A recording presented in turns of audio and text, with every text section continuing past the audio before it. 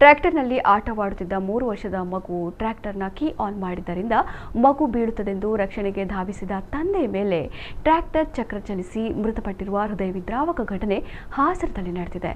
37 ವರ್ಷದ ಯಶವಂತ್ ನೂತನ ಮನೆ ನಿರ್ಮಾಣಕ್ಕಾಗಿ ಟ್ರ್ಯಾಕ್ಟರ್ನಲ್ಲಿ ಸೆಂಟ್ರಿಂಗ್ ಸಾಮಗ್ರಿಗಳನ್ನು ತರಿಸಿದ್ರು. ಈ ವೇಳೆ ಮಗುವನ್ನ ಟ್ರ್ಯಾಕ್ಟರ್ ಮೇಲೆ ಕೂರಿಸಿದ್ದು ಮಗು ಆಟವಾಡುತ್ತಾ ಟ್ರ್ಯಾಕ್ಟರ್ನ ಕೀ ಆನ್ ಮಾಡಿದೆ. ಇದರಿಂದಾಗಿ ಟ್ರ್ಯಾಕ್ಟರ್ ಏಕಾಏಕಿ ಮುಂದಕ್ಕೆ ಚಲಿಸಿದೆ. ಈ ವೇಳೆ ಯಶವಂತ್ ಮಗುವಿನ ರಕ್ಷಣೆಗೆ ಧಾವಿಸಿದ್ದು ಈ ದುರಂತ ಸಂಭವಿಸಿದೆ.